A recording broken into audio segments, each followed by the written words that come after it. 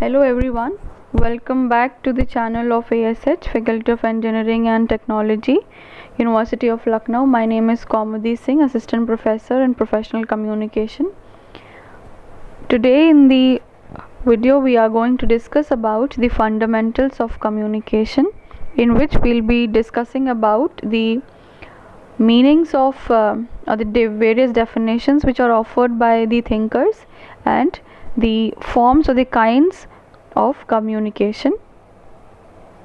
So starting by the word communication, it has been derived from the Latin word which is communis, and the meaning is to socialize.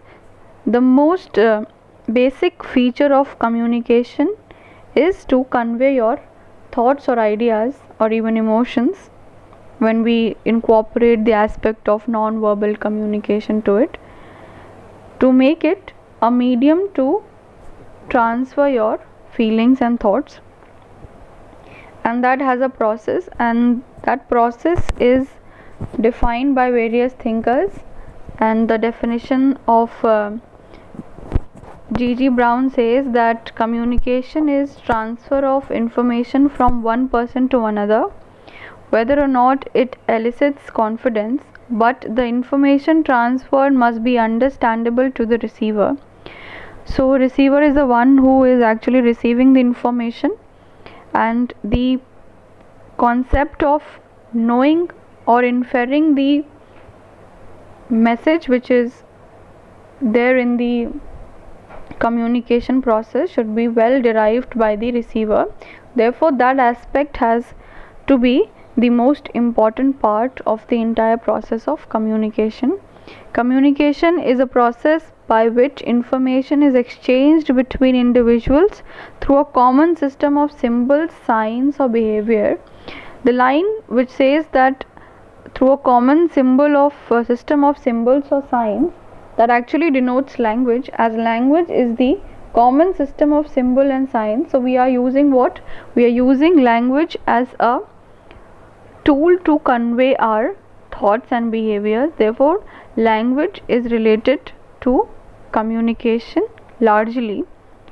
There are various branches which could emerge. For example linguistics, paralanguage, phonetics, paralinguistics. All these are the branches which will be encountered by you all in the next videos. Communication by Fred G. Mayer has the definition which says that communication is the intercourse by words, letters or messages. So he has focused on the aspect of words, letters or messages which could be of three kinds, and all that somehow relates to one thing which was stated by G.G. Brown also, which was language. So when we are involving ourselves in any sort of communication, we are doing what? We are doing an intercourse by words, letters or messages. Now we can proceed to define communication from what we have seen above. To define means to give a precise and exact meaning of a word. The exact meaning of the word communicate is to share or to participate. The dictionary says that communication is the transmission of a message or information by speaking or writing, which means we can orally transmit our emotions, or we can transmit our words, our thoughts, our ideas, emotions by writing also, which will be what? Written communication. Another dictionary declares that communication is giving or exchanging information, signals, messages by talk or gestures or writing. So over here another aspect has been included, which is the non-verbal communication by the word gestures. Yet another information or definition which has been presented, that communication is social intercourse. Communication is all this and much more. A good definition should not only give a precise meaning but also throw light on the scope of the word oblique expression. So communication has a lot to offer. It's just not exchange of information, it has many other things attached to it. Communication is giving, receiving, or exchanging ideas, information, signals, or messages through appropriate media, enabling individuals or groups to persuade, to seek information, to give information, or to express emotions. This broad definition includes body language, skills of speaking and writing. It outlines the objective of communication. It emphasizes listening as an important aspect of communication. So the broadest definition which we have is the last one, which says that it will also include body language, it will also include skills which are important for being an effective speaker and a writer. It will also include the objectives which communication holds. Then it will also emphasize about listening, which further is classified as active or passive listening, and such other aspects of communication. So all the students are advised to write the most appropriate definition, and that appropriate definition will of course be what? The broadest definition which is presented in the slide. Next we have process of communication, which has been discussed by the two models of communication process. The first one is the Shannon-Weaver model, and the next one is the Westley-MacLean's model. The first one of the Shannon-Weaver model of communication process, it includes information source, transmitter, and between that you could see there is message written over there, and after that we have, after transmitter we have channel, and with channel the word signal is attached. After that we have receiver, again the word signal is attached, and then finally we have destination source and we have the word message attached to it. The drop down box shows noise source, which is directly connected to the channel, as noise is the interruption which could be caused in the channel, which could actually disrupt the signal and could not allow the message to receive or to be received by the destination source. Next we have the Westley-MacLean's model, and that model of communication is the most appropriate one, as it actually incorporates the factor of feedback also, which means the sender, then we have what? The channel, then we have what? Receiver.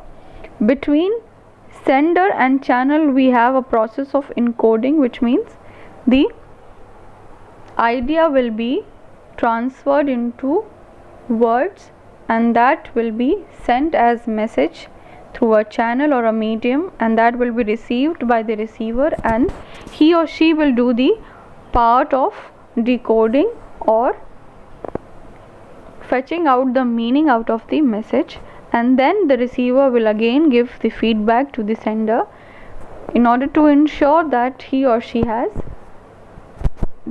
properly gained out the meaning from the message. Next we have types of communication. The most basic classification involves verbal communication and the non-verbal communication. Verbal is again classified into oral communication and written communication, and non-verbal communication includes kinesics, haptics, proxemics, chronomics, gestures and postures. Oral communication is the communication which uses words. It includes face-to-face conversations, speech, telephonic conversation, video, radio, television, voice over internet. Communication is influenced by volume, speed and clarity of speaking. So oral communication is a part of verbal communication. It has advantages and disadvantages. The advantages include quickness in exchange of ideas, quick feedback, flexibility, personal touch, removal of misunderstanding. The disadvantages of oral communication are: it is unfit for lengthy message, it is unfit for policy matters, it is also unfit as it lacks the aspect of written proof, it is an expensive method, it is misuse of time, and it could also be what? A drawback when the presence of the parties is necessary. It is expensive as in, if we want to do face-to-face communication, we need to travel, and that will actually increase the amount of monetary input in the mode of communication. Next we have written communication. Written communication uses written signs, symbols. In written communication, messages can be transferred via mail, letter, report, or memorandum, which is used for the intra-office communication purpose. In written communication, it is influenced by the vocabulary, grammar used, writing style, precision, clarity of the language used, all that. The advantages of written communication will include suitability of lengthy messages, the written proof, clear messages, less expensive method, presence of both the parties is not necessary. The disadvantages will include unfit for uneducated people, lack of secrecy, and no quick feedback, as you have to wait for the other person to write and let you know what his or her feedback is. Therefore, the feedback is not that quick when you compare it with oral communication.